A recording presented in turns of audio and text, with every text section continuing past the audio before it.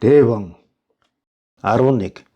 Дэвон 30-аад оны эхээр өөртөө засах хөдөлгөөн өрнүүлж эхэлсэн цагаас л зөвлөлт холбоот улс бүгд найрамдах Монгол ард улсын анхаарлыг татаж Японтой нийлсэн үеэсээ коммунизмыг эсэргүүцэгч дайсан этгээдэд тооцогдох болсон байна. Иймээс бүгд найрамдах Монгол ард улсын дотоод явдлын яам түүний коммунизмыг эсэргүүцэгч дайсан этгээд гэж үзээд 1950 оны 2 дугаар сард баривчлан хорж 6 сар орчим байцаажээ. Хятадын талаас шаардсанаар түүнийг мөн оны 9 дугаар сард буцаан өгсөн байна. Дэвонг Японтой нийлсэн коммунизмыг эсэргүүцсэн Америкчуудтай сүлбэлдсэн дайсан этгээд гэж үзээд баривчлахаар эртнээс төлөвлөн ажилласан нь тодорхой байна.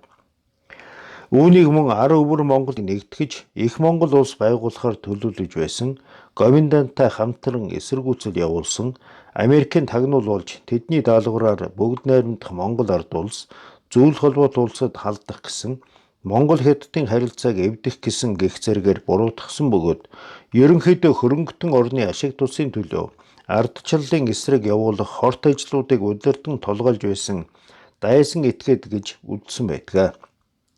Дэвонгийн Монгол улс байгуулах төлөвлөгөө нь юуны өмнө өвөр Монголоо нэгтгэхэд чиглэсэн бөгөөд харин их Монгол улс байгуулах гэдэг нь алс хэтийн чанартай асуудал байсан юм.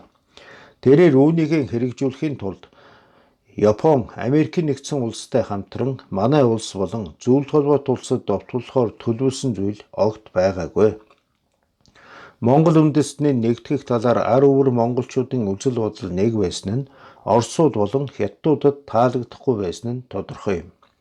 Түүнийг баривчилсан гол шалтгаан нь их Монголын үзэл санааг газар ахуулахгүй байх гэсэн зөвлөлт холбоот улс бүгд найрамдах Хятад ард улсын байр суурьтай холбоотой гэж үзэж болно. Түүний хүү дугур сүрэнг заазалж галсан жигмдийг 10 жил хорих ялаар шийтгэн гэр бүлийн бусад гишүүдийг нутаг зан суулгах зэргээр хэлмэгдүүлсэн нь тухайн үеийн хэд улс төржсөн коммунист бодлогын ур шиг мөө. Чингис хааны Алтан ургийн сүүлчийн ванг манай улс 1952 онд инхүү заазалсан байна. Дэвон бүгд найрамдах Хятад ард улс 13 жил хоригдож суллагдаад 3 жилийн дараа нас орсон. Соёлын хувьсгалын үеэр түүний эхнэр хүү охин 3 нь ганцхан жилийн дотор нас болж үлдсэн 2 хүү нь Монголын тагнуул чимээгдэн ламлуулж байв. Үүнээс харахад энэ гэр бүлийнхний хэлмэгдэлд бүгд найрамдах Монгол ард улсын тал баггүй буруутай нь тодорхой байна. Манай улсын холбогдох байгууллага 2 хүүг нь хэлц хэрэгээр шийтгсэн болохыг тогтоож цагаатгасан. 12. Дэвонг аль эртнээс Японы тагнуул байсан гэж зөвлөлт холбоот улсын судлаач бичсэн. Бүгд найрамдах Монгол ард улсын засгийн газраас чөлөөлөх дайны үед өвөр Монголын ард түмэнд хандаж гаргасан уриалгадаж түүнийг Японы тагнуул гэж дурдсан буй. Энэ нь үнэн байдалд нийцэхгүй. Дотоод явдлын яамд байцаагдаж байхдаа тэрээр Японы тагнуул хийгээснийг өгсөн ч хүлээхгүй гэсэн байдаг. Япончууд 20-од оны сүүлээс Дэвонг тагнуулын байгууллагаараа дамжуулан судалж дараа нь мөн энэ байгууллагын ажилтнууд түүнтэй харилцаж байв.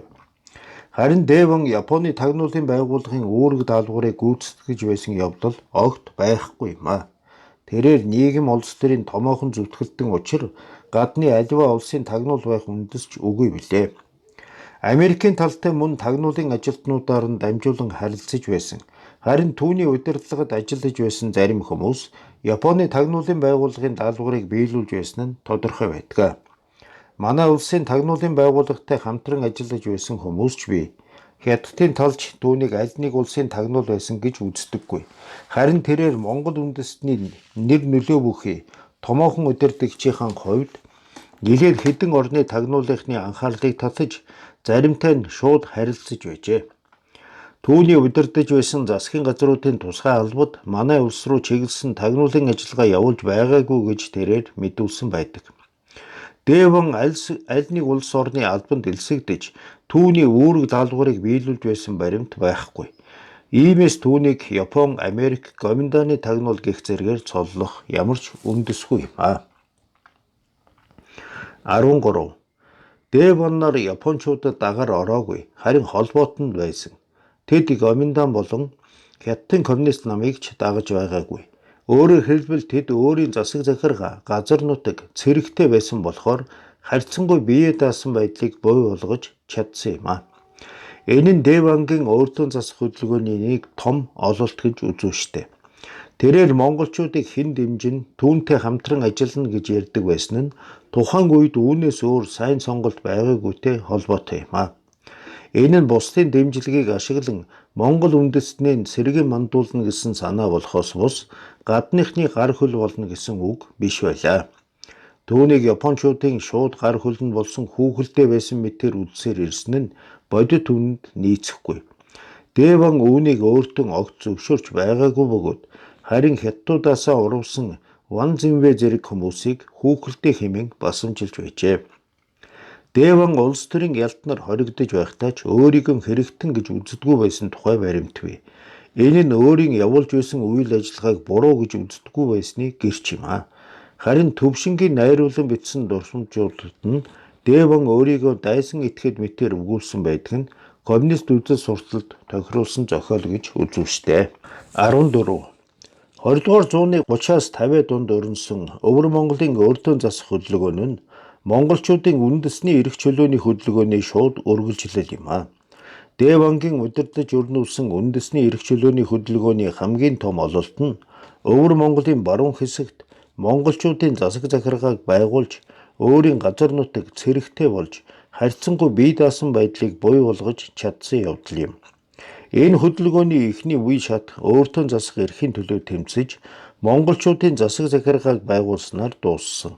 Хоёр дахь шат нь Деван нар Япончуудын дэмжлэгээр монголчуудаа нэгтгэж Монгол улс байгуулахын төлөө 1945 он хүртэл тэмцсэн үе юм а. Гурав дахь шат нь Деван нар Гоминданыг түшгэлж Америкчуудтай харилцсан монголчуудаа нэгтгэхийн төлөө Алшаад Монголын өөртөө засах засгийн газар байгуулсан үе болно. Энэ тэмцэл Деван 1950 онд бүгд найрамдах Монгол ард улсаас хүрэгдэн буцах хүртэл үргэлжилсэн. Товчоор хэлбэл энэ хөдөлгөөн нь үндэснээ нэгтгэж их Монгол улсаа байгуулах гэсэн монголчуудын сүүлчийн оролдлого гэж үзэж болно. 15. Түүхэн бие хүнийх нь хувьд Девангийн үйл ажиллагааг дараах байдлаар үечлэн авч үзэж болох юм а. Үүнд 1. 1908-аас 1931 он түүний зан төлөв үзэл бодол нь бүрэлдэн тогтож Монгол үндэстнийхэн төлөө тэмцэж эхэлсэн үе. 2. 1932-оос 1936 он өөртөө засах хөдөлгөөн өрнүүлж монголчуудын засаг захиргааг байгуулсан. 3. 1936-аас 1945 он Япончуудтай хамтран ажиллаж Монгол улс байгуулахаар зүтгэсэн. 4. 1945-аас 1949 он Гоминданыг түшгэлж Америкчуудтай харилцсан Алшаад Монголын өөртөө засах засгийн газар байгуулсан. 5. 1950-аас 1963 он улс төрийн гэмт хэрэгтнэр хоригдсон. 6. 1963-аас 1966 он шоронгоос суллагдсны дараах үе буюу амьдралын сүүлийн жилүүд. Эцэст нь ерөнхийлөн дүгнэхэд Деван бол Чингис хааны удам гэдгээрийн ямагт бахархаж түүний үйл хэргийг залгамжлан үндэснээ нэгтгэж их Монгол улсаа сэргэн байгуулахыг өөрийн эрхэм дээд зорилгон болгон зүтгэсэн Монголын үндэсний эрх чөлөөний хөдөлгөөний томоохон зүтгэлтэн мөн. Их Монголын үзэл коммунизмын эсрэг байр суурь нь түүний улс төрийн үйл ажиллагааны гол тулгуур байжээ. Монголчуудын нэгдлийн төлөө цөхрлөлөө зүтгэж улс төрийн бүлэглэлүүдэд элдвэр хэлэгдэж эцэст нь өөрийн болон гэр бүлийнхнийхэн амьдралыг золионд гаргасан энэ хүнийг монголчууд яасан ч буруутгаж болохгүй юм а. Тавьсан зорилтоо биелүүлэхийн төлөө боломжтой бүх аргыг хэрэглэж цуцалтгүй тэмцсэн түүний үйл хэргийг монголчууд зөвөр ойлгож бодитоогоор үнэлэх учиртай. Девангийн толгойсон өөртөө засах хөдөлгөөн нь монголчуудыг нэгтгэж их Монгол улс байгуулах зорилт тавьсан хамгийн урт удаан хугацаагаар үргэлжилсэн тэмцэл гэж үзэж болно. Тавьсан зорилт нь үндэснээ нэгтгэх явдал байсан бөгөөд хэрэгжүүлэхээр зүтгэсэн аргыг нь тухайн цаг үеийн байдлаас авч үзвэл буруутгах аргагүй юм а. тэдэнд өөр сонголт байгаагүй гэж хэлж болно. Энэ хүний удирдсан өөртөө засах хөдөлгөөн болон байгуулж байсан засгийн газрууд нь монголчуудын харьцангуй бие даасан байдлыг хангаж дайн самуутай хүн дөрвих үеүүдэд хятадчлагдахаас хамгаалж байсны дээр монголчуудын ажил хэрэгээ өөрөө эзэн мэдэж шийдвэрлэх эрхийг бүрэн бусч гэсэн баталгаажуулж байснараа Монгол үндэстний түүхэнд эергээр үнэлэгдэх учиртай гэж үзэж байна. Энэ хөдөлгөөн бүгд найрамдах Хятад ард улсад Өвөр Монголын өөртөө засах орон байгуулагдахад өндөр суурь болж өгснөөрөө ч монголчуудын түүхэнд бодиттой байр суурь эзлэх учиртай болов. Дээ Вангийн мандайлсан энэхүү тэмцэл тухайн үеийн олон улсын харилцааны байдал болон их гүрнүүдийн зүгээс монголчуудын эв нэгдлийн эсрэг зориудаар явуулсан бодлогын нөлөөгөөр эцсийн зорилгодоо хүрээгүй боловч ихээхэн сургамж үлдээснийг бидний монголчууд мартах учиргүй. Уг бүтээлд Дээ Вангийн нийгэм улс төрийн үйл ажиллагааг ерөнхийд нь тоомлон харуулахыг зорьсон болно. Дээ Вангийн амьдрал үйл ажиллагаатай холбоотой энд дурддагдаагүй үлдсэн олон баримт зэвт биеийг мэдээж өгөөд Монгол үндэстний түүхийн салшгүй нэгэн хэсэг болох эл сэдвийг цаашид наривчлан судлах шаардлагатай байгааг зориуд тэмдэглэн хэлье. Дээ Ванг бүгд найрамдах Монгол ард улсад ирүүлж баривчлан ялт тулгаж хэлмэгдүүлсэн асуудлыг нэгтлэн шалгаж түүний нэр төрийг сэргээх нь шударга ёсонд бүрэн нийцнэ гэж үзэж байна. Дээ Вангийн намтрын он дарааллын хуудас 1902 оны 2 дугаар сарын 2-нд Цахрын Шулуун цагаан хошуунд төрөв. 1908 онд эцгийн нас барахад 6 настай байсан Дэнчиг Дондровт сүүлд Варан хошууны засаг төрийн дүүрэн Жүн Вангийн суурийг залгамжлуулсан байна. 1916 он Шулуун цагаан хошууны нэгэн тайжин охинтой гэрлэв. 1917 он Ууган хүү Дугар Суран төрөв. 1919 он сүүлд Варан хошууны засаг хошой дүүрэн Чин Вангийн ширээн залагдаж хошууныхаа бүх хэрэг явдлыг биечлэн эрхлэх болсон байна.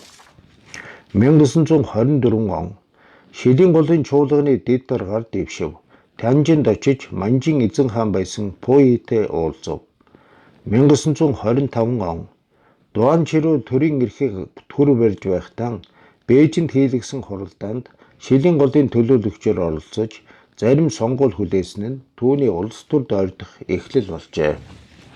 1929 онд Цахар мужийн гишүүнээр томилогдов. Чуулгад хаалгад байсан Японы тагнуулын ажилтнууд түүнийг өөртөө татах ажил хийж эхлэв. 1930 он Банчин богдод вараа болж Мөгдөн хотод Жан Соёлонтой уулзсан түүнээс зэвсэг авахар тохиролцсон байна. Банчин богдод 2 том сүм барьж өгөө. Ян Сишаны манай улс руу явуулсан 2 хүнийг барьж Чангайшид итгэл олов. 1931 он Бээжинд очиж Жан Соёлонтой уулзахад Японы тагнуулын ажилтнууд дагалдан явв. Уу хээлний боловсруулсан Монголын аймаг хошуудын зохион байгуулалтын хуулийг эсэргүүцэв.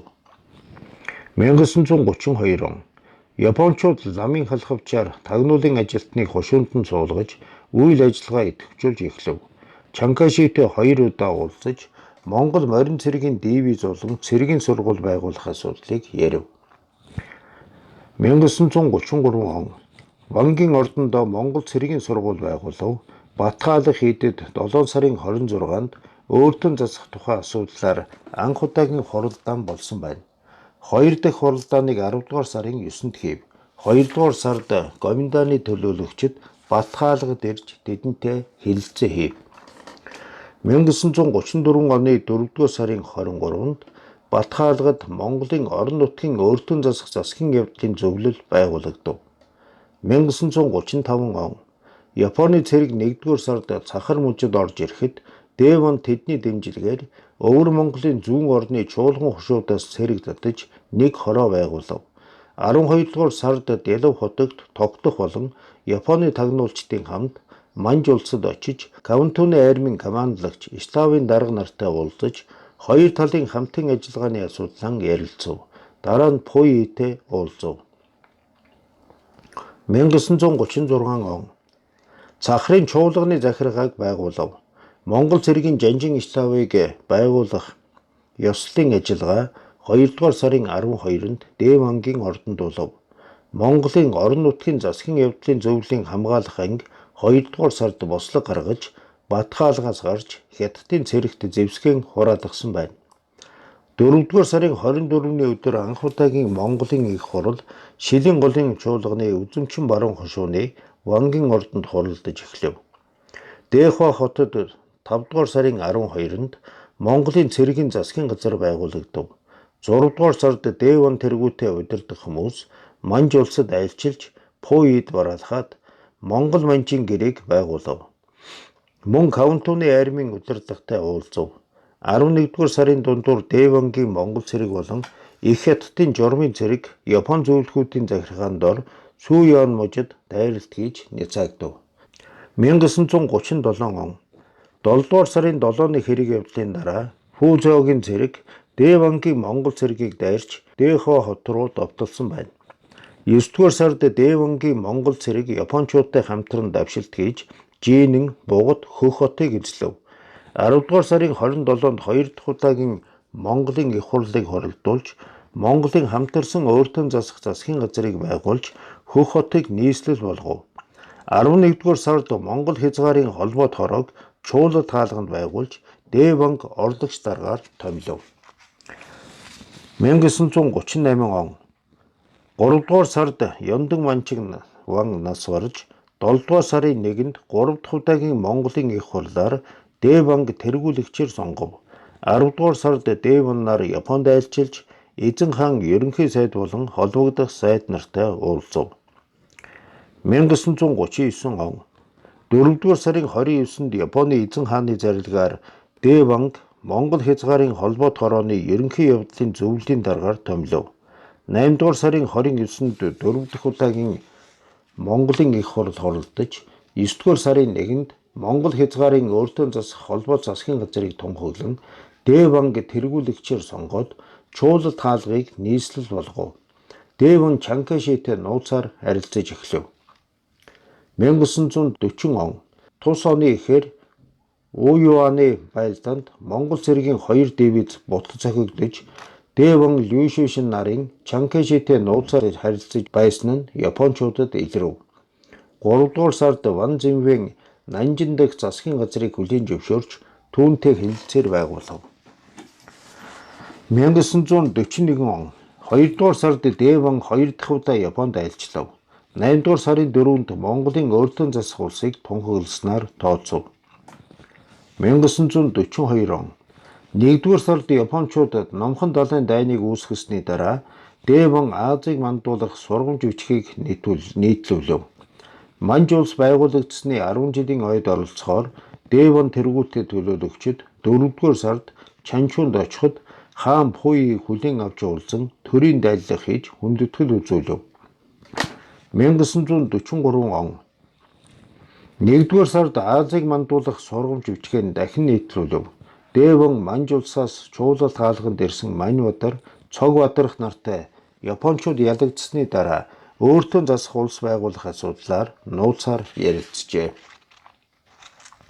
1944 он тус оны эхээр Монгол цэргийн өргөдгөн зохион байгуулж зарим удирдах хүмүүсийн өөрчлөв. 1945 он 9 дугаар сарын 19-ний шөнө Дэван Лүшүшин нараа засгийн газрынхаа албан тушаалтнуудын хамт Японы цэргийнхнийг дагалдан Чуулалт хаалгаас Бээжинд очив. 9 дугаар сарын 20-оор Дэван нар Чунцинд очиж Чанкашитэй уулзав. Дэван 9 дугаар сарын 25-нд Өвөр Монголын байдлыг зохицуулах саналаа тусгасан баримт бичгийг Гоминданы засаг захиргаанд өргөн мэдүүлжээ.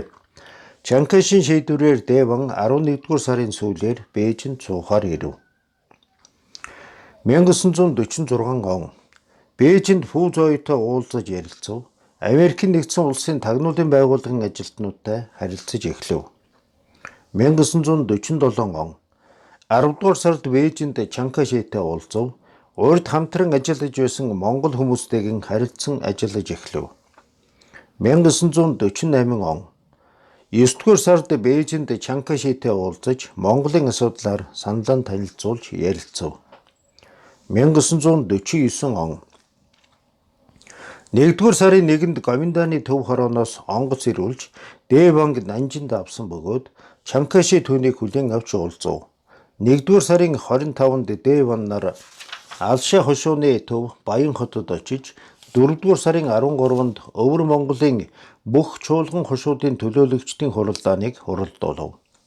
5-р сарын 18-нд Дэван тэргүүтээ төлөөлөгчид Гуанжууд очиж ерөнхийлөгчийн үүрэг гүйцэтгэгч Монгол төвдийн хорооны дарга нарт бараалхан шаардлага нь танилцуулав. Энэ үеэрийн Америкийн албаны хүмүүстэй уулзаж дэмжлэг хүсв. 8-р сарын 5-нд Монголын их хурлыг хуралдуулж 10-нд Монголын өөртөө засах засгийн газрыг байгуулад Дэванг тэргүүлэгчээр сонгов. 9-р сарын сүүлээр Дэван нар цэргийн дагуулан Баян хотоос гарч явсаар 11-р сарын сүүлээр Горной голд ирэв. 12-р сарын 29-нд Дэван бүгд найрамдах Монгол ард улсад орж ирэв. 1950 он 2-р сарын 27-нд Дэван Лишүшин нарыг манай улсын дотоод явдлын яам баривчлан мөрдөн байцаалт явуулж эхлэв. 9-р сарын 18-нд Дэванг бүгд найрамдах Хятад ард улсын талд шилжүүлэн өгөв. 1963 он 4-р сарын 9-нд бүгд найрамдах Хятад ард улсын дээд шүүхээс Дэванд уучлал үзүүлж суллав. 1966 он тус оны 5-р сарын 23-нд 64 настайдаа Хөх хотод нас барав. Зарим хүмүүсийн товч намтар. Янсан нь 1859 онд Өвөр Монголын Шилийн голын чуулганы авга зүүн хошууны Төрийн Жунван Вагиндарын гэрт төржээ. Гэрийн сургуулиар Манж Монгол бичиг сурсан 1882 оноос авга хошууны Төрийн Жунвангийн хэрэгмийг залгамжилж 1892 онд Шилийн голын чуулганы дараагаар томилогдсон 1901 онд Чингванд өргөмжлөгдөжээ. Янсан 1913 онд Бавуучавын цэрэгт баривчлагдсан их хүрээнд ирээд дараа жил нь нутагтаа буцжээ. 1923 оноос Ванчин богдыг хошуундаа залан авчирч ном тавиулан шашны сүмхэд суваргуудыг засуулах зэрэг ажил хийсэн байна. Манж улс 1932 онд байгуулагдахад Янсан төлөөлөгчөн илгээн баяр хүргэж ихээхэн хэмжээний бэлэгсэлт хөргүүлжээ. Дэван өөртөө засах хөдөлгөөнийг өрнүүлж эхлэх үед Янсан түүний үйл ажиллагааг эсэргүүцэж байсан боловч 1934 онд Батхаалгад Монголын орон нутгийн өөртөө засах засгийн явдлын зөвлөл байгуулагдахад уг байгууллагын гишүүнээр сонгогдсон байна. Монголын өөртөө засах холбоот засгийн газар 1937 онд байгуулагдаад дараа нь түүнийг Монгол хязгаарын холбоот хурал болгон зохион байгуулахад Дэван Янсанг мөн гишүүнээр сонгуулсан байна.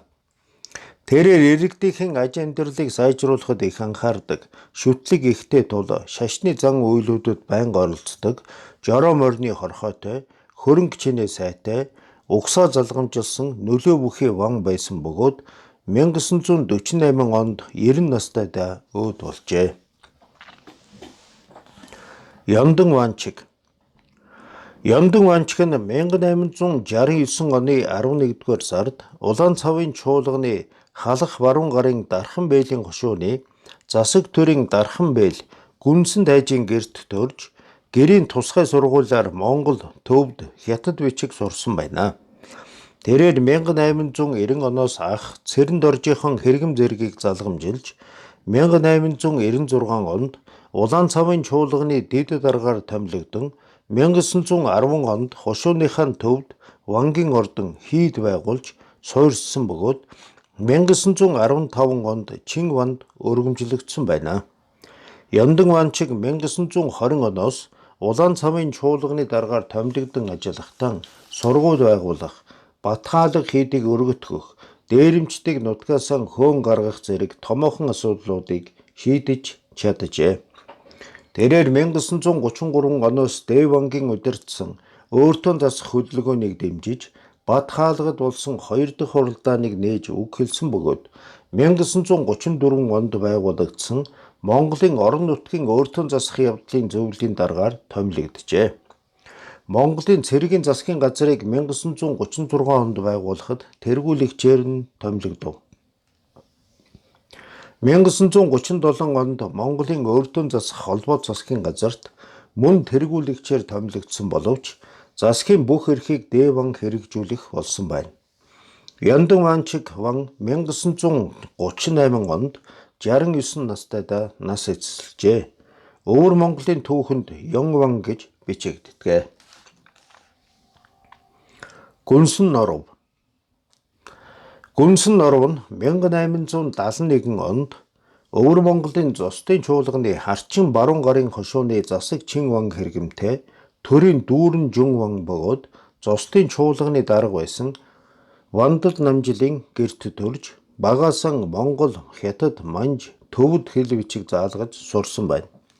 Тэрээр 1885 оноос тавнан тайж гүн зэрэг хэрэгэм хүртэж 1887 онд Манжин хааны угсааныг бүсгүйтэй гэрлэн уран бичлэг, зураг, дуу хөгжим, шүлэг, яруу найраг оролдож эхэлжээ. Эцэг нь 1898 онд нас барахад Гүнсэн Норов зэрэг хэрэгмийг нь залгамжилж дүүрэн Жун Вангаар өргөмжлөгдөөд ард олны тусын тулд нэлээд зүйлийг хийж хушуу нутгаасаа төрөмгийлэгчдийг хөөн гаргахын зэрэгцээ сургууль байгуулж цэргийн боловсруулан шинчиллийн замаар явахыг чухалчилсан байна. Японд 1903 онд судалгаа хийхээр нууцаар явахдаа цэргийн зарим нөлөө бүхий хүмүүстэй уулзжээ.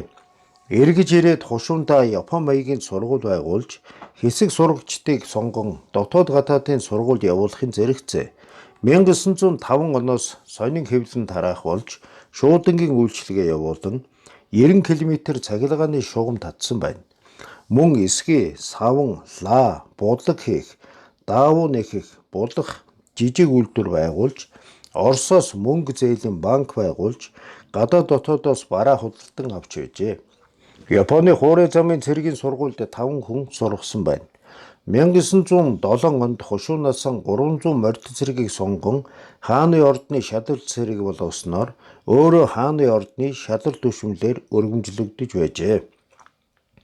Гүнсэн Норов 1910 онд Чин улсын засгийн газарт зөвлөхөөр томилогдсон ажиллаж байгаад 1911 оноос монголчуудын асуудлаар засгийн газарт 6 зүйлд шаардлага тавих Монгол Ван гүн нарын холбоо турлыг байгуулах зэрэгээр үндэстнийхээ төлөө зүтгэсэн байна. Мөн ар өвөр Монголыг нэгтгэж их Монгол улс байгуулах боломжийг судлуулахаар төлөөний хүнээ илгээж Богд хаантай уулзуулсан бөгөөд Богд Жавзантан хотогтаас Гүнсэн Норов Ванг Өвөр Монголын 6 чуулган 49 хушууны их сайдаар өргөмжлөе хэмээн хэлж байжээ. Тэрээр мөн Японоос буу зэвсэг оруулж ирэх ажлыг зохион байгуулж байжээ. Дараа нь Гүнсэн Норов Жэхийг өөртөө засах асуудлыг хөөцөлдөж эхэлсэн тул Юан Шикай түүнийг Монгол төвдийн төрийг засах явдлын яамны сайдаар томилж Чин Ван цол өргөмжлөн Бээжинд суулгасан байна. Бээжинд 16 жил ажиллахдаа тэрээр Монгол төвдийн сургуулийг байгуулсан нь томоохон ажил болвоо. Бээжинд байсан засгийн газрыг 1928 онд тараахад Гүнсэн Норов төрийн албанаас чөлөөлөгдөөд уран бүтээлийн ажлаа өргөжлүүлж яруу найргийн 2 төвөрийн хэвлүүлжээ. Тэрээр 1930 онд 59 наснда таал төгссөн байна.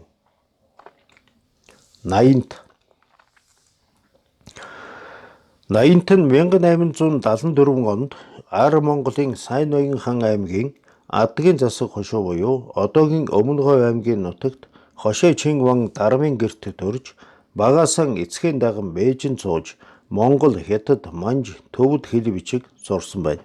Эцгийн 1884 онд нас барахад хэрэгэм зэргийг нь залгамжилж хушууныхаа Чин Вангаар өргөмжлөгдөөд 1891 онд бэлтгэл шадар сайд болж 1898 оноос Өвөр Монголын Хөвөөт цагаан хушууны Монгол хушууны захирагчаар ажиллажээ. 1908 оноос Чин улсын төрд алав хаших болж Хошой Чин Ван өргөмжлөгдөн Гүнсэн Норов зэрэг хүмүүстэй хамтран Монголын үйлдвэр худалдааны компани байгуулах, чуулал хаалга нийслэл хүрээний хооронд авто тээвэр хийх, чуулал хаалга Сүй-Ааны төмөр зам тавих зэрэг ажилд идэвхтэй оролцжээ. Тэрээр Монгол Ван гүн нарын холбоо турлыг 1911 онд байгуулалцаж монголчуудын эрх ашигыг хамгаалахад идэвхтэй зүтгэсэн байна. Юан Шигэ төрийн эрхэнд гараад 80-тад Улаастай хан аймаг болон Цэцэн хан аймгийн хэрэг явдлыг хавсарган хариуцуулахад тэрээр Монгол үндэстний дээдсийг өөртөө татах зорилгоор Монгол ноёдын холбоо байгуулсан байна. 80-т 1915 он хүртэл Юан Шигэг хаан ширээнд суулгахын төлөө идэвхийлэн ажиллаад 1923 оноос Монголын элбэн тогтнуулах сайдаар томилогдож өөртөө тансаг байр бариулж 300 гаруй зарц, 3 автомашинтай болж хар тамхи татах болсон бөгөөд энэ их зардлын дийлэнхийг халахын сайн ноён хан аймгийн ард олноос гаргуулж байжээ. Гэвч 1924 оноос ахуй амьдрал нь урдынхаа сонд ордож хэд тансаглахан болсон байна. Дэвангийн удирдсан өөртөө засах хөдөлгөөн 1933 онд өрнөхөд Бээжинд байсан 80-т зэрэг Монгол ван гүнгүүд ар өвөр Монголын Бээжин цугаа нутаг нэгтний хурлын нэрээр мэдэгдэл гаргаж энэ үйл хэргийг тууштай дэмжихэн илэрхийлсэн байна. Бат хаалгад 1934 онд Монголын засгийн явдлын зөвлөл байгуулагдахад гишүүнээр томилогдсон 25 хүний нэг нь 80-т болно. Тэрээр 1939 онд 65 настайдаа Бээжинд нас уржээ. Чимэд сампил.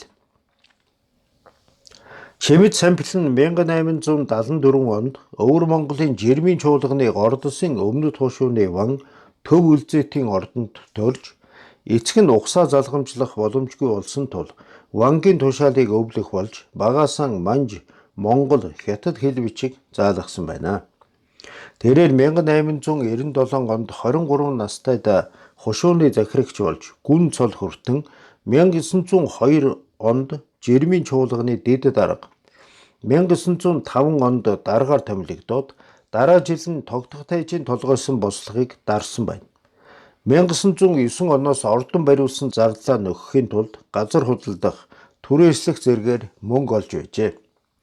1912 онд Улай ван нар Ар Монголтой нэгдэх зорилго тавьж Оросуудын дэмжлэгээр цэрэг зэвсэг бэлтгэн байлдаж эхлэхэд Чимэд сампил түүнийг эсэргүүцсэн тунхаг гаргаж Зүүн Монголын байдлыг тогтворжуулахад анхаарч байв.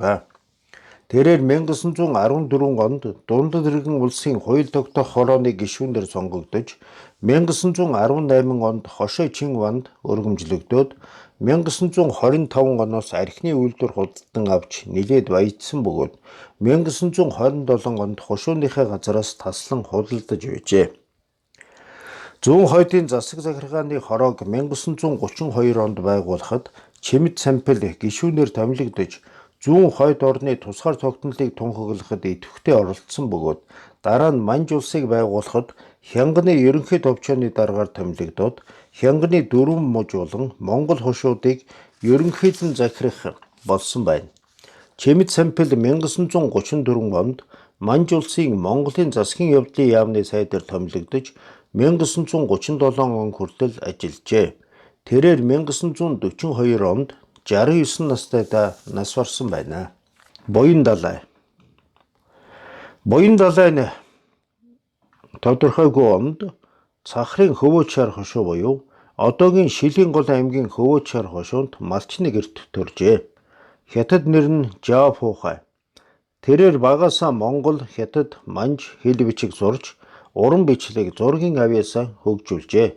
Чуулалд хаалгад байсан Шилийн голын чуулганы хэрэг эрхлэх газрын ноёдоор дамжуулан Сөнөд баруун хошууны ван ноён Намжил ванчиг буюу Дэвангийн эцэгтэй танилцаж энэ хошууны туслагч болсон бөгөөд дэмчиг дондорвт Монгол, Хятад, Манж бичиг зааж байлаа.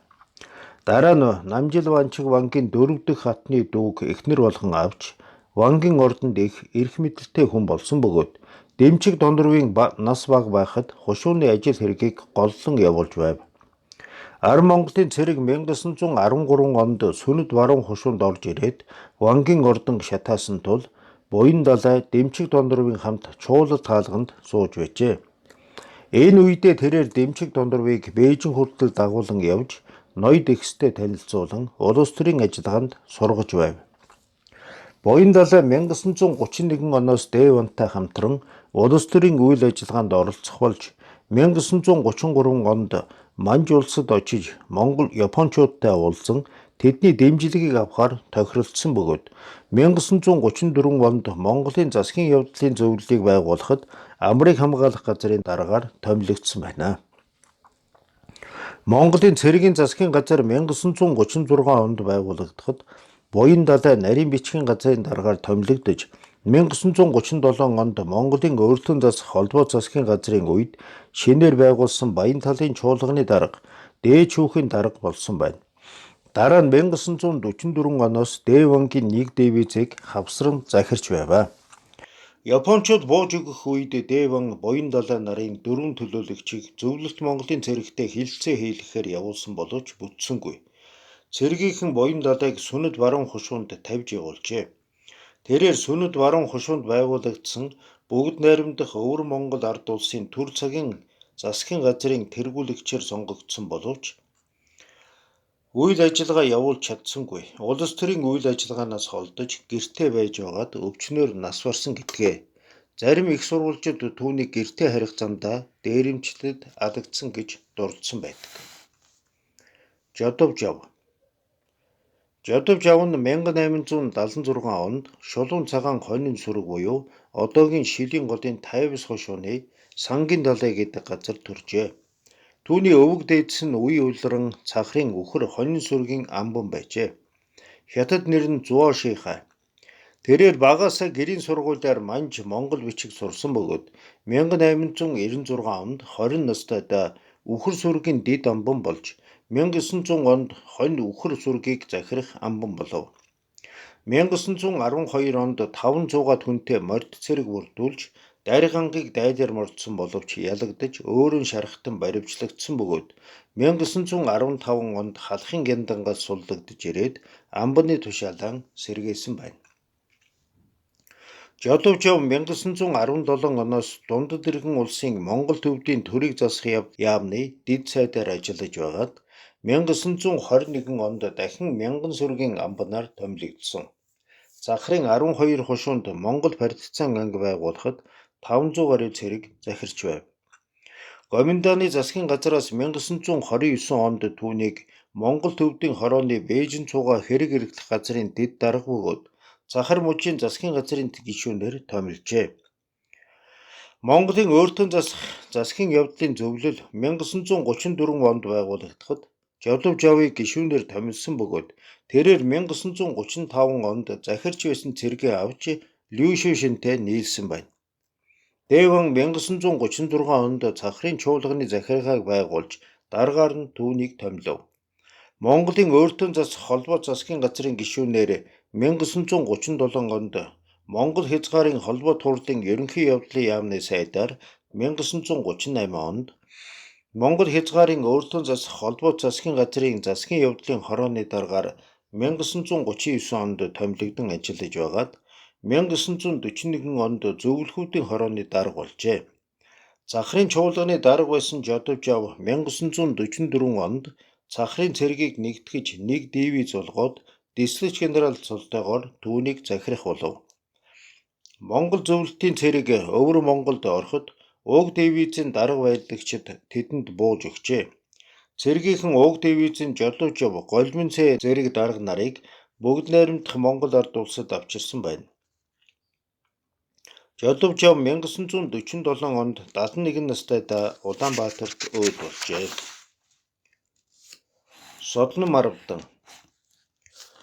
Содном Марвдан 1877 онд Шилийн голын чуулганы баруун үзэмчин хошууны 10 дахь үеийн засаг Хошой Сэцэн Чинван Алтан хуягтын гэрт төржээ. Тэрээр хаан эзэнд улаадаараа адуумал мөнгө өргөн барьж зэрэг хэрэгэм хүртэж байсан бөгөөд 1899 онд эцгээ нас ороход албан тушаал хэрэгэм зэргийг нь залгамжилсан байна. 1905 онд хааны зарилгаар Боржгон овгийн нэгэн бүсгүйг түүнд их хатнаар өргөмжилжээ. Содном Марвдан 1926 онд Шилийн голын чуулганы дараагаар томилогдож 1929 онд Ванчин богдод зориулан 2 хушуунд том сүм бариулсан байна. Японы цэргийнхэн 1932 оноос түүнтэй харилцаж эхэлсэн боловч тэрээр төдийлөн нүүр өгсөнгүй. Удалгүй тэр өвчнөөр шалтгаглан албан тушаалаасаа татгалзаж Дэванг чуулганыхаа дэд дараагаар томилжээ. Тэрээр өөртөө засах хөдөлгөөнийг дэмжиж Монголын засгийн явдлын зөвлөл 1934 онд байгуулагдахад дэд даргаар томилогдов. Дараа нь өөрийн ордонд хуралдсан Монголын анх дугаар их хурлын тэргүүлэгч гишүүнээр сонгогдож, Монголын цэргийн засгийн газрын дэрг тэргүүлэгчээр ажиллаж байгаад 59 настайдаа нас барсан байна. Дамиран сүрэн 1879 онд Захрын гүл шар хошуу буюу одоогийн Шилийн голын Шанд хөвөд шар холбоот хошууны богд уул сумын хашаатад Өөл довогт Түмэнгийн гэрд төрж 3 настайдаа гэрэл гэдэг айлд өргөгдөжээ. 19 настайдаа орон нутгийн цэрэг татагдаж хошуунтай цөөн цэрэг захирч байгаад 1912 онд Захрын цэрэгт салааны дарга болж дараа нь хорооны даргаар дэвшин ажиллаж байгаад уг цэрэг тарахад нутагтаа буцжээ. Дараа нь хэсэг нөхдийн хамт Ар Монголын их хүрээнд ирж цэрэгт сумангийн даргаар ажиллаж байгаад 1916 онд тэндээсээ буцсан Ван гүн нарын хамт 100 орчим цэрэгийн дагуулan Алшаа хошуунд очисон байна. Тентхийн хулгай дээрмийг дарж өгөөд цэргийн авч гүл шар хошуундан ирээд мал маллах болвоо. 1917 оноос сумын занги болж цэрэг захиран хулгай дээрмийг дарахад гавьяа байгуулсан тул нэр алдартай болж амьдрал ахуйн дээшилжээ. Дэван 1926 онд сахин хамгаалах анги байгуулахад Дамиран сүрэн тэнд мөн цэрэг захирах болж худалдааны пүүс байгуулжээ. 1930 онд гүл шар хошууны амбан болж Сахарт 1933 онд Японыг эсэргүүцэх цэрэг байгуулагдахад Айрмын даргаар томилогдсон байлдааны ажиллагаанд оролцов. Дэван 1936 онд Захрын чуулганы захиргааг байгуулахад Дамиран сүрэн дэд даргаар томилогдож 1938 онд Дэвангийн 7 дугаар дивизийг захирах болж хошууч генерал цол хүртжээ.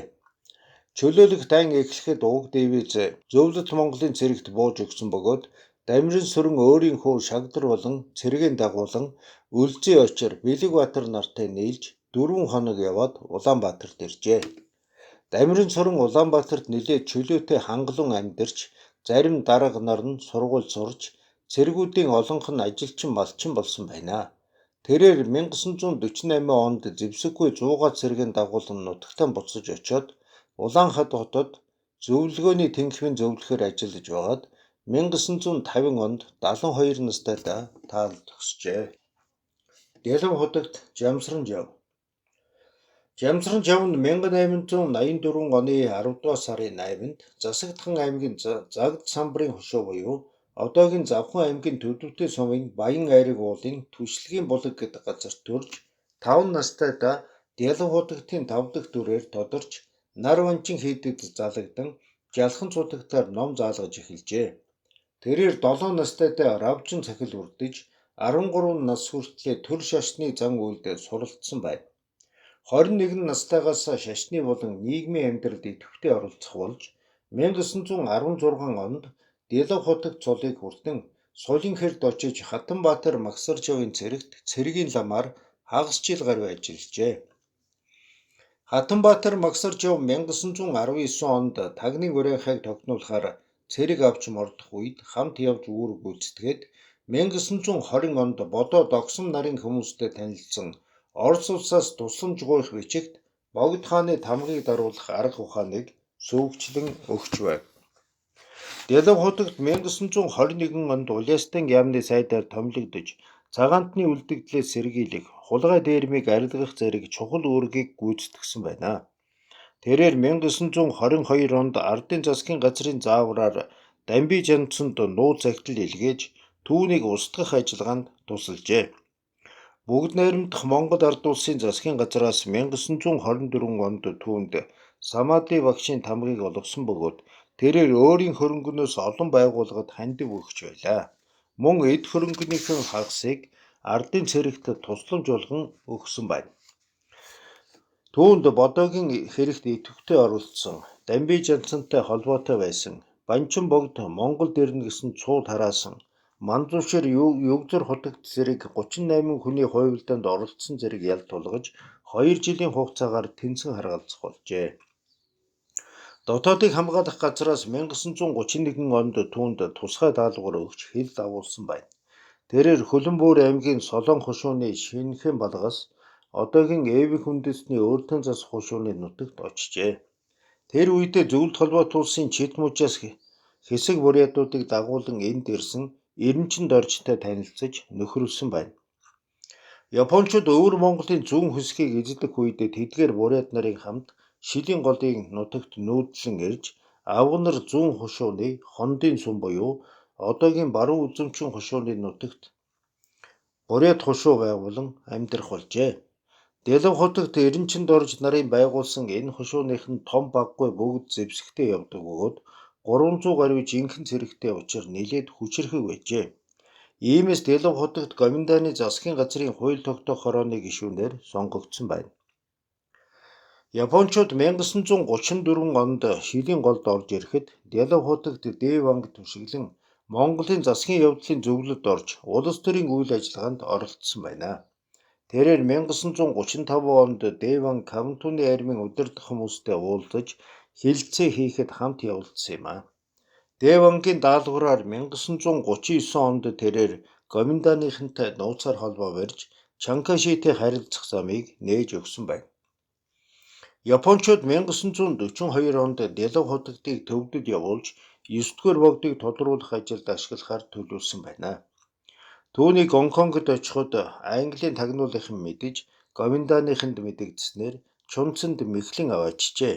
Тэнд очиод Гоминдааны засгийн газарт зөвлөхөөр ажиллаж байсан хуучин танил Латимортой хамт сууж Гоминдааны улс төрийн зөвлөлийн зөвлөхөөр ажиллах болжээ. Ингээд тэр засгийн газараас зөвшөөрөл авч 9-р богдыг тодруулах ажлаа үргэлжлүүлэхээр төвдөд очисон боловч Дэвангийн хүүгэн тодруулах саналыг дэмжиж байсан тул төдийлөн итгэвх гаргалгүй өвөр Монголд буцаж иржээ. Дэван 1942 оны сүүлийн хагасаас өөрийн 3 дахь хүү Оширбатыг Жавзандам хутагтын хувилгаан болгохыг Далай ламаар зөвшөөрүүлэхийн тулд Дэлгэв хутагтад 70,000 юан өгч ласад явуулахаар шийдсэн байна. Дэлгэв хутагт энэ мөнгийг Бээжин цугаа Английн элчин сайдын яамаар дамжуулан төвд рүү гоёулаад өөрөө чуулалт хаалганаас гарч Хөх хот, Бугалт, Хөхнүүрээр дамжин ласад очжээ. Ингээд төвдөд хэдэн жил ажилласан боловч үр дүнд хүрээгүй тул Чунцанд буцаж ирээд дахин Чанкашиг бараадсан байна. Тэрээр дараа нь Чанкашиг дагаж Нанжинд хүрээд уу хэлэн нартай нийлжээ. Тэрээр Латиморын хамт 1949 оны 3 дугаар сард Америкийн нэгдсэн улсад очиж Балтимор хотод Жон Хопкинсгийн их сургуулийн гадаад хэлний салбарт 4 жил шахам зөвлөх багшаар ажилласан байна. Энд ажиллаж байхдаа гадаад Монголын Нарванчин хийдийн Дэлгэв хутагт гэсэн өгүүлэл бичсэн нь англи хэлээр нийтлэгдэжээ. Америкт очсон халимгууд 1952 онд Нью-Жерси мужид шарын шашны сүм байгуулж түүндээ Дэлгэв хутагтыг залж аваадсан байна. Тэрээр дараа Нью-Йорк хотын зүүн дүүрэгт 3 өрөө байрах үлслэн насан уйлуултлан амьдарчээ.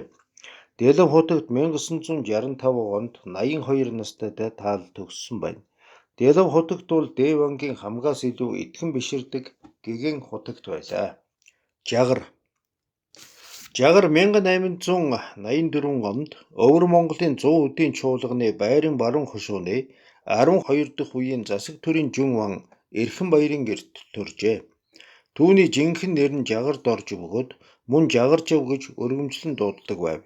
Тэрээр багаасаа Вангийн ордны сургуульд сууж Монгол, Хятад, Манж бичих сурсан бөгөөд 12 настайдаа эцгийнхээ хэрэгмийг залгамжилж Байрын баруун хушууны засаг жүн вангаар өргөмжлөгдөжээ. 1904 онд түүнийг Бээжинд дуулан хааны угсааны бүсгүйг хатан болгон өгсөн нь хожим хараагүй болсон гэдэг. Орос Японы дайны үеэр Жагар Япончуудад тусалж байжээ. Энэ үеэс уг хушууны нутагт газар хаглан тариа тарьж хятадууд нүүн ирж суурьших болсон байна. Түүнд 1912 онд Юаншика хошоо Чин ван цол өргөмжилжээ. Ар Монголын цэрэг 1913 онд 100 өдийн чуулганд орж ирэхэд Жагар тэднийг цэргийн хүчээр эсэргүүцсэн тул засгийн газраас түүнийг шагнаж чуулганы дэд даргаар дэвшүүлсэн бөгөөд 1925 онд чуулганы даргаар томилсон байна. Япончууд Жэхэ мужийг түрэмгийлэн эзэлсний дараа Жагарыг Байрын хушуун баруун хушууны даргаар томилж удалгүй Хянган баруун мужийн дарга болгожээ. Тэрээр 1934 оны 12 дугаар сард Манж улсын Хянган баруун мужийн даргаар томилогдож 1937 онд Монголын засгийн явдлын хурлыг Хянганы товчоо болгон өөрчлөхөд ерөнхийлөгчөөр ажилласан байна. Халах голын дан эхэлсний дараа 1939 онд Японы Квантуны арим бүгд найрамдах Монгол ард улстай хэлийн хэлэлцээр хийлгэх төлөөлөгчдийнхөө бүрэлдэхүүнд жагарыг оруулахаар төлөвлөж байснаа болсон байна. Дараа нь түүнийг Япончууд Манж улсын хуучин Ван гүн нарын зөвлөлийн даргаар томилжээ. 1941 оноос Манж улсын зөвлөлгөөний хорооны дэд даргаар ажиллаж байхад нь Япончууд 1944 онд түүнд зориулан хийсэн дайлагын дараа бие нь муудаж удалгүй нас барсан байна. Алтан очир 1886 онд их цуугийн чуулганы хангин хушууны Вангийн ордонд төржээ. Хятад нэр нь Баожин. Түүний эцэг Арвин баяр их цуугийн чуулганы дарга бөгөөд хангин хушууны засаг Чин Ван байв. Алтан очирыг 5 настайд нь тус хушууны хувилган ламын хойд дүрээр тодруулсан байна. Тэрээр багаасаа монгол бичиг сурахын зэрэгцээ төвд ном үзэж шашны зан үйлд шаамдаж байв. Эцгээ 1913 онд нас ороход тэрээр хушуу ноён ба чуулганы дэд даргын тушаалыг залгамжлахын зэрэгцээ сүмийнхээ хувилгаан болсон байна. Вангийн ордныхоо дэргэд том сүм бариулж төр шашны хэргийг хослуулан явуулах болжээ. Лам нар 1921 оноос түүний шашны үйл ажиллагааг эсэргүүцэн тэмцэж байв. Алтан очир Ван 1925 онд Дундад иргэн улсын засгийн газарт Монгол нутагт атар газар хагалахыг зогсоох тухай өргөдөл гаргасан боловч ойшиж үзсэнгүй. Тэрээр 1928 оноос хушуундаа цэрэг зохион байгуулж зэвсэглэж эхлэв. Монголын засгийн явдлын зөвлөлийг 1934 онд байгуулахад Алтан очир түүний 24 гишүүний нэгээр сонгогджээ. 1936 онд Гоминдааны засгийн газраас түүнийг Сүүян мужийн Монгол хушуудын хурлын дэд даргаар томилов. Дэван 1937 онд Монголын өөртөө засах холбоо засгийн газрыг байгуулахдаа түүнийг их цуугийн чуулганы дэд даргаар томилсон бөгөөд 1942 онд чуулганы дарга болсон байна. Дэван 1944 онд их цууд сэргийлэн хамгаалах 12 дугаар дивизийг байгуулж захирагчаар нь Алтан очирыг томилон дислэгч генерал цол болгожээ. Япончууд бууж өгсөний дараа тэрээр хушуундан ирж 1947 онд хуучин албан тушаалаа сэргийлсэн бөгөөд 1949 онд Дэван алшаад Монголын өөртөө засах засгийн газар байгуулахад оролцохоор бэлтгэж эхэлжээ. Тэрээр 1949 оны 1-р сараас их хэмжээний цэрэг зэвсэг бэлтгэж байгаад 63 наснда өөд болсон байна.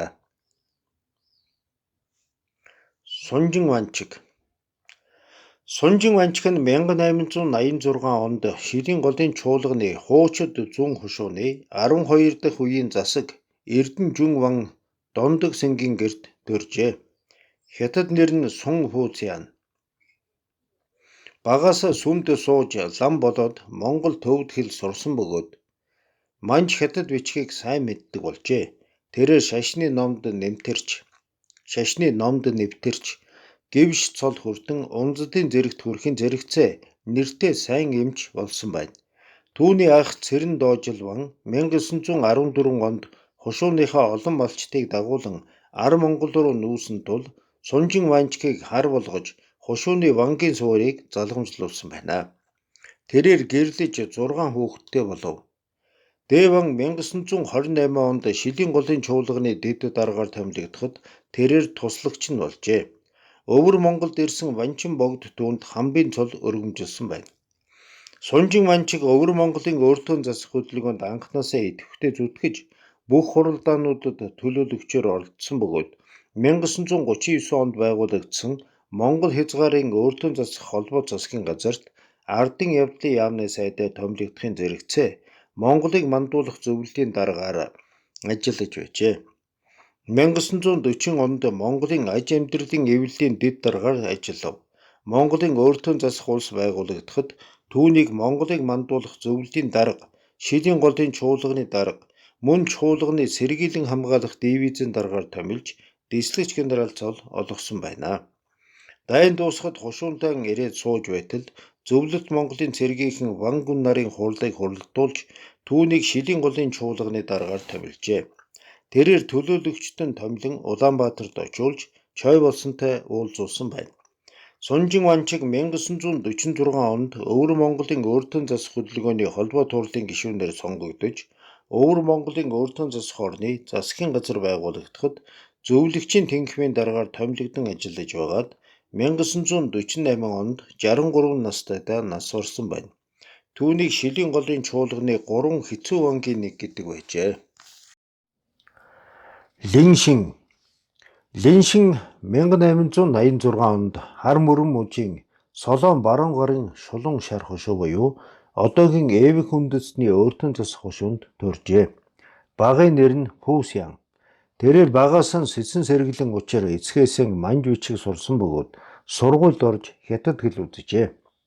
Линшин багаасаа хөлөн бөөрийн амбан яамны бичээж хэрэг шийтгэгч, шүүгч зэрэг ажил эрхэлж холын хараатай залуу түшмэл гэж алдарсан байна.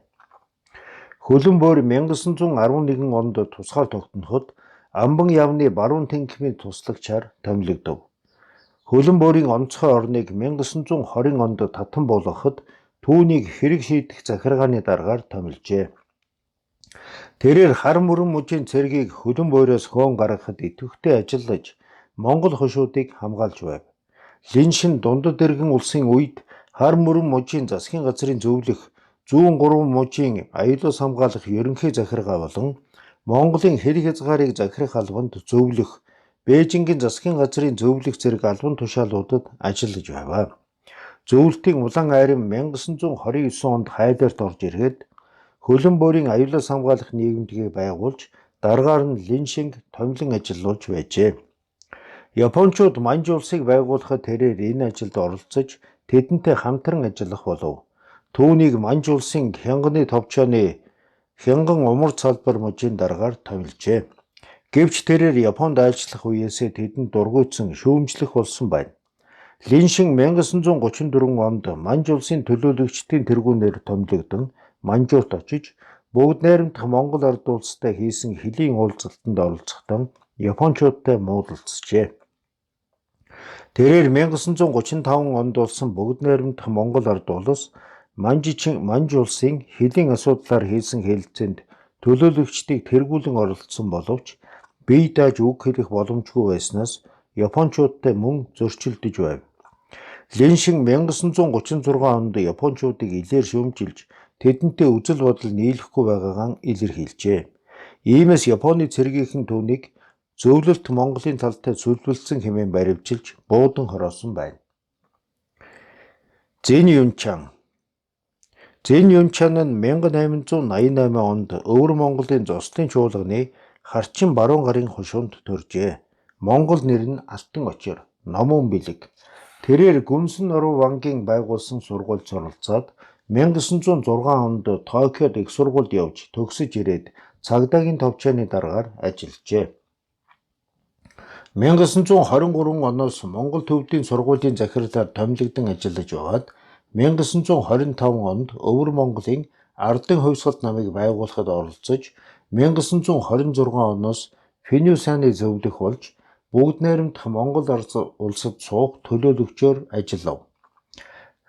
Өвөр Монголын Ардын хувьсгалт намын төв хорооны тусгай хурал Улаанбаатарт хуралдахад оролцож намын албан тушаалаасаа огцорсон байна. 1928 онд Гоминданы Өвөр Монгол дэх ажлыг удирдах комиссийн гишүүн болжээ. Тэрээр 1933 онд Улаан хад дахь Японы тагнуулын байгууллагын ажилтнтай уулзсан Кантоны айрмын төлөөний хүн болж Дэванг ятхан Япончуудтай уулзуулсан байна. 1935 онд Дэванг дагалдан манж улсад очиж Пуйтэй уулзав. Дэванг 1936 онд Монголын цэргийн жанжин штабыг байгуулахдаа түүний дотоод явдлын газрын дараагаар томилж Монгол цэргийн засгийн газрын үед манж улсад суух төлөөлөгчөөр ажиллаж байлаа. Монгол хязгаарын холбоо турал 1938 онд байгуулагдахад түүнийг аж ахуйн хэлтсийн дараагаар Монгол хязгаарын өөртөө засах холбоо засгийн газрын үед зам харилцааны яамны сайд бөгөөд Монгол хязгаарын дээд сургуулийн даргаар ажилласан байна. Монголын өөртөө засах улсын үед зам харилцааны ерөнхий товчооны дарга, шалган байцаах тэнхимийн дарга зэрэг ажлыг хийж байгаад дайн дуусахад Бээжинд очиж Монгол төвдийн сургуульд багшилж байв. Тэрээр 1947 онд 59 настайдаа нас оржээ.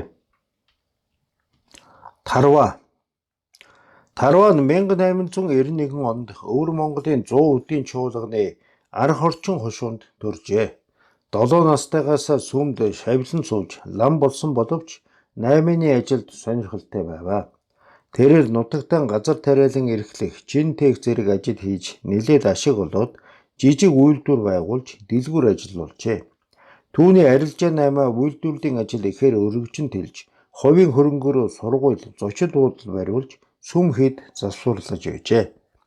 Дайны дараа Тарва лам өөрийн дүү Эрдэнгийн хамт хушууныхаа цэргийг захиран 8 дугаар армийн цэрэгтээ байлдаж байхдаа үзэл бодол зөрөлдсөн олон хүнийг устгасан байна.